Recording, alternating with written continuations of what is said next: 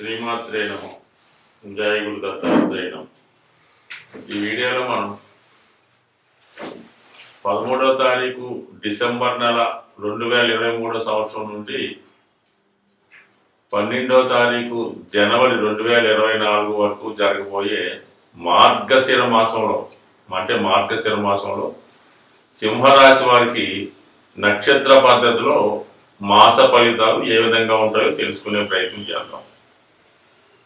సాధారణంగా ప్రతి నక్షత్రానికి నెలకోసారి మాసాధిపతి మారడం జరుగుతుంటుంది.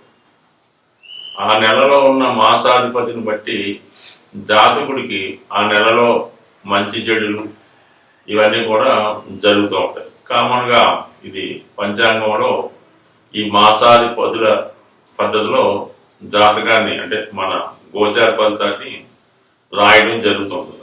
కామన్గా సింహరాశి అంటేనే మఖ, పుబ్బ, ఉత్తర అంటే 3 నక్షత్రాలకి 3 మాసాధిపతులు ఏర్పడుతుంటారు. కాబట్టి కామన్గా రాశి ఫలితాలు చెప్తున్నప్పుడు కామన్గా రాశి గురించే చెప్పడం జరుగుతుంటుంది.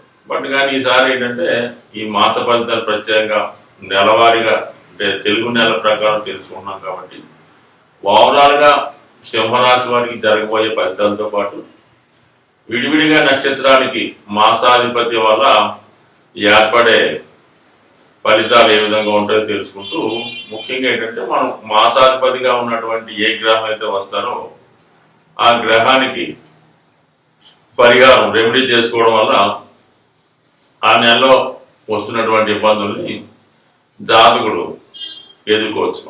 మరి సింహరాశి వారికి మనం పరిశీలించినప్పుడు రాశ్యాధిపతిగా ఉన్నటువంటి రవి, అలాగే సింహరాశికి యోగకారకుడు రాష్ట్రాధిపతి రవికి అత్యంత సన్నిహితుడైనటువంటి కుజుడు చతుర్థ భావంలో రవి కుజులిద్దరూ సంచరించడం జరుగుతుంది. ఇది ఒక విధంగా జాతకుడికి భూములు, స్థిరాస్తులు, రాజకీయ రంగంలో ఉన్నవారికి, ప్రభుత్వ సంస్థల్లో ఉద్యోగం చేస్తున్న వారికి అనుకూలమైనటువంటి ఫలితాలు రావడం జరుగుతున్నాయి. అంటే కామన్గా ఈ రవి అంటే రాజు, సింహరాశి వారికి రవి బలాన్ని బట్టి వాళ్ళ జాతకం ఆధారపడి ఉంటుంది. కుజుడితో కలిసి ఉండడం వల్ల ఏంటంటే ఎక్కడికి వెళ్ళినా కూడా సక్సెస్ రావడం లభిస్తుంటుంది. ఒక విజయ యోగం లాంటి యోగం ఏర్పడడం వల్ల అటు ప్రభుత్వ ఉద్యోగంలో ప్రయత్నం చేస్తున్న వారికి, రియల్ ఎస్టేట్ రంగంలో ఉన్న వారికి, క్రీడా రంగంలో ఉన్న వారికి, స్వతంత్ర వృత్తిలో ఉన్న వారు ఇండివిజువల్గా వారి ఎవరి సహకారం లేకుండా వారి సక్సెస్ సాధించే అవకాశం ఉంటుంది. ఇక బుధుడు కూడా ధన లాభాధిపతిగా పంచమ స్థానంలో సంచరించడం వల్ల తెలివితేటలతో, సొంత ఆలోచనలతో ధనాన్ని సంపాదించడం, సరైనటువంటి సమయంలో సరైన నిర్ణయం తీసుకోవడం వల్ల జాతకుడు సమయస్ఫూర్తితో విజయాన్ని సాధించే అవకాశం ఉంది. ఇది కొంతవరకు విద్యార్థులకి చాలా అనుకూలంగా ఉంటుంది. షేర్ మార్కెట్, స్పెక్యులేషన్ రంగంలో ఉన్న వారికి కూడా ఈ బుధుడు అనుకూలమైన ఫలితం ఇవ్వడం జరుగుతుంది. అయితే మనకి డిసెంబర్ 27వ తారీఖున అంటే ఇంచుమించుగా మార్గశిర మాసంలోనే కుజుడు పంచమ స్థానంలోకి ప్రవేశించడం జరుగుతుంటుంది. అంటే ధనుసు రాశి అంటే గురువు యొక్క రాశిలోకి మరి సింహరాశికి యోగకారకుడైనటువంటి కుజుడు పంచమ స్థానంలోకి సంచరించడం వల్ల జాతకుడిగా అనుకూలంగా ఏంటంటే వృత్తిలో డెవలప్మెంట్ కానీ, వృత్తిపరమైన చేంజెస్ కానీ వచ్చే అవకాశం ఉంది. మరి పంచమలో ఉన్నటువంటి శని, పంచమలో ఉన్నటువంటి కుజుడు అష్టమ స్థానాన్ని కూడా వీక్షించడం వల్ల భూముల యొక్క విలువలు, స్థిరాస్తి యొక్క విలువలు పెరగడం వల్ల జాతకుడి యొక్క అసెట్స్ వాల్యూ పెరిగే అవకాశం ఉంటుంది.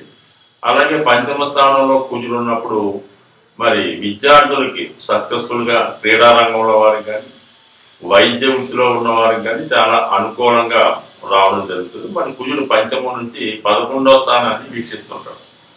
11 అన్నది లాభాన్ని తెలియజేస్తుంటుంది. అంటే భూముల ద్వారా, స్థిరాస్తుల ద్వారా, అన్నదమ్ముల ద్వారా, స్నేహితుల ద్వారా ఆదాయం లభించే అవకాశం అది ఉంటుంది. ఇంకా అష్టమ దృష్టితో వ్యయాన్ని కూడా వీక్షించడం వల్ల స్థిరాస్తుల మీద, భూముల మీద కూడా పెట్టుబడి పెట్టే సూచనలు కూడా కనబడుతున్నాయి. సో ఏదైనా మొత్తం మీద రుణాల నుంచి విముక్తి అవ్వడం, భూములు, స్థిరాస్తుల మీద పెట్టుబడడం జరుగుతుంటుంది. మొత్తం మీద ఈ రాశి వారికి ఈ నెలంతా కూడా కుజుని యొక్క బలం చాలా అనుకూలంగా ఉండడం, అలాగే కుజునికి తోడుగా రవిగ్రహం కూడా సహకరించడం వల్ల ఈ నెలలో జాతకుడికి ఎక్కువగా విజయ అవకాశాలన్నీ 100% రావడం జరుగుతుండదు. అయితే శని యొక్క దృష్టి, సప్తమ దృష్టి సింహరాశి మీద పడుతుండడం వల్ల జాతకుడు ఎంత ప్రయత్నం చేసినా కూడా పనులు ఏదో విధంగా ఆలస్యం అవడం, అభివృద్ధి లేకపోవడం జరుగుతుండదు. 1-2 సార్లు చేయవలసి ఉంటుంది. కంపల్సరీగా జాతకుడు మరి శని యొక్క అనుగ్రహం కోసం ప్రతినిత్యం కూడా శివాలయంలో శివుని దర్శించుకోవడం, పూజించుకోవడం, వీలైతే శివ పంచాక్షరాన్ని చదువుకోవడం వల్ల, అలాగే ఈ సూర్య నమస్కారం, ఆదిత్య ఉదయం లాంటివి చదువుకొని సూర్యుని శ్రద్ధ చేసుకున్నా పర్లేదు, లేదా శని యొక్క అనుగ్రహం పొందిన ఈ 2 విధానాలు ఏదైనా కూడా జాతకుడు పనుల్లో విజయం లభించి సునాయాసంగా ముందుకెళ్లే అవకాశం ఉంది. గురుబలం హ్యాపీగా జాతకుడికి భాగ్యస్థానంలో గురు సంచారం అటు సంతాన విషయాల్లోనూ అటు ఆర్థిక విషయాల్లోనూ అన్ని విధాల అనుకూలంగా ఉండడం జరిగింది. భాగ్యస్థానంలో ఉన్నటువంటి గురువు అటు లగ్నాన్ని పంచమాన్ని వీక్షించడం వల్ల జాతకుని యొక్క నడవడిక, అలవాట్లు, ఆలోచనలో అనుకూలమైన ఫలితాలు రావడం జరుగుతుంది. అంటే ఓవరాల్ గా మొత్తం మీద జాతకుడికి శుభగ్రహాలు అంటే మిత్రగ్రహాలన్నీ అనుకూలంగా ఉండడం, శుక్రుడు 3వ స్థానంలో ఉండడం వల్ల స్నేహితుల వల్ల అంటే దశమాధిపతి 3వ స్థానంలో సంచరించడం వల్ల వృత్తిలో మార్పు, అలాగే కుజుడు పంచమంలో రావడం వృత్తిలో అనుకూలమైన మార్పు, ఇంప్రూవ్మెంట్ వచ్చే అవకాశం ఉంది. ఇక మకా నక్షత్రం వారికి కుజుడు మాసాధిపతిగా ఉండడం, అటువంటి కుజుడు ఈ నెలంతా కూడా ఈ సింహరాశికి అనుకూలంగా ఉండడం వల్ల ముఖ్యంగా ఈ మకా నక్షత్రం వారికి అధికార హోదా, భూములు స్థిరాస్తుల ద్వారా ఆదాయం లభించడం, మిత్రులు అన్నదమ్ముల సహకారం లభించడం, అన్నింటా విజయ అవకాశాలు చాలా పుష్కలంగా ఉండడం జరుగుతుంది. బట్ ఏదైనా మకా నక్షత్ర జాతకులు కుజుని యొక్క అనుగ్రహం కోసం సుబ్రహ్మణ్య స్వామి ఆరాధన చేసుకోవడం మంచిది. ఇక ఈ పుబ్బా నక్షత్ర జాతకులకి బుధుడు మాసాధిపతిగా ఉండడం వల్ల వ్యాపార వర్గంలో ఉన్న వాళ్ళకి అనుకూలంగా ఉంటుంది, కొత్త కొత్త ఆలోచనలు వస్తుంటాయి. మరి బుధుడు పంచమ స్థాన సంచారం వల్ల విద్యార్థులకు అనుకూలంగా ఉంటుంది. మరి పుబ్బా నక్షత్ర జాతకులు బుధుని యొక్క అనుగ్రహం కొరకు విష్ణుమూర్తి ఆలయ దర్శనం, వీలైతే సత్యనారాయణ స్వామి వ్రతం చేయించుకోవడం, వెంకటేశ్వర స్వామి సంబంధించినటువంటి విష్ణు సహస్రనామాలు కానీ గోవిందనామాలు కానీ చదువుకోవడం వల్ల బుధగ్రహ అనుగ్రహంతో చిన్నపాటి ఆలోచనతో ఖచ్చితంగా విజయాన్ని సాధించే అవకాశం ఉంటుంది. ఇక ఉత్తరా నక్షత్ర జాతకులకి గురువు మాసాధిపతిగా ఉండడం, మరి గురువు భాగ్యస్థానంలో ఉంటూ పంచమ దృష్టితో సింహరాశిని చూడడం వల్ల అటు ధన సంబంధించిన విషయాలు, సంతాన సంబంధించిన విషయాలు, విద్యా సంబంధించిన విషయాలు ఏదైనా సింహరాశిలో మక పొబ్బ కన్నా ఉత్తరా నక్షత్ర జాతకులు చాలా బలంగా ఉండడం జరిగింది గురుగ్రహ అనుగ్రహంతో. సో ఏదైనా సింహరాశి వారికి ఈ మార్గశిర మాసం చాలా అనుకూలంగా ఉన్నది. బట్ ఏదైనా సింహరాశి జాతకులు మరి విష్ణుమూర్తి యొక్క అనుగ్రహం కోసం మరి ప్రతి